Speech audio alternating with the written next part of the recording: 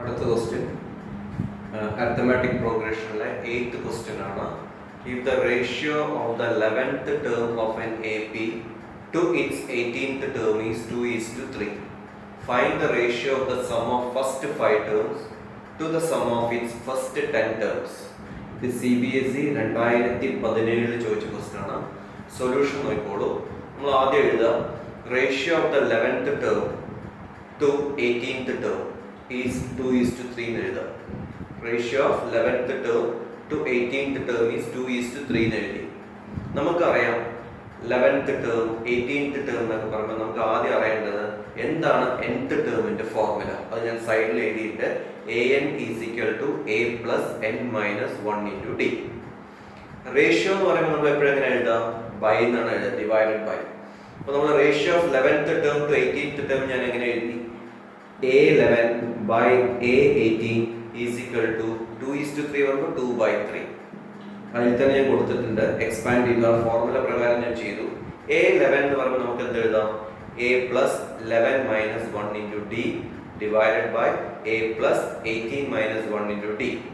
A plus 11 minus D എന്ന് പറഞ്ഞാൽ 11 minus 1 into D എന്ന് പറഞ്ഞാൽ A plus 10D by A plus 17D is equal to 2/3 കിട്ടി.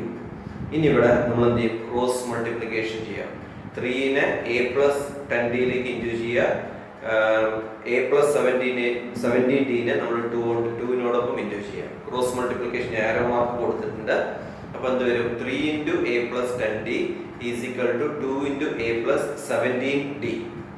ഇനി എന്ത് ചെയ്യുക? 3നെ ഓരോന്നിലും ഇൻറ്റു ചെയ്യുക. അപ്പുറത്ത് 2നെ ഓരോന്നിലും ഇൻറ്റു ചെയ്യുക. അപ്പോൾ എന്ത് വരും?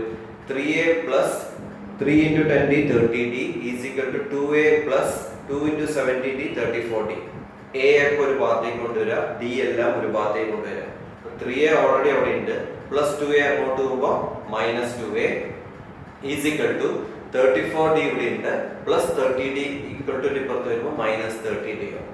അപ്പോൾ നമുക്ക് 3A ന്ന് 2A പോയാൽ A കിട്ടും, 34D ന്ന് 30D പോയാൽ 4D കിട്ടും.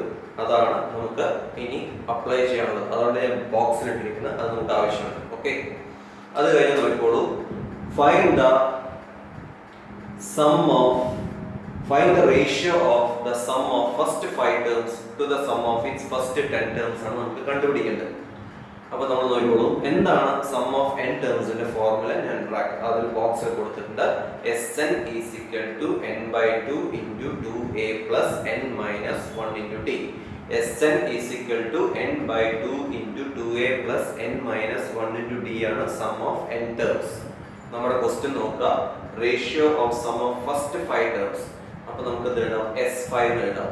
To the sum of its first 10 terms, to the sum of its first 10 terms. അപ്പോൾ S5 by S10 എന്നുകൊണ്ട് നമുക്ക് എഴുതാം. റേഷ്യോ നമ്മൾ ഡിവൈഡ് നമ്മൾ എഴുതാം.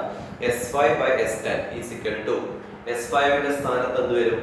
n/2 into 2a plus n minus 1 into d ആണ് ഫോർമുല. അപ്പോൾ നമ്മൾ എന്ത് ചെയ്യും? 5/2 into 2a plus 5 minus 1 into d.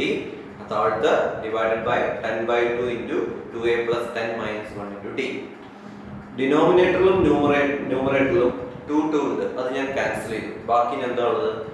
5 into 2a plus 5 minus 1 into d 40 ആണ്.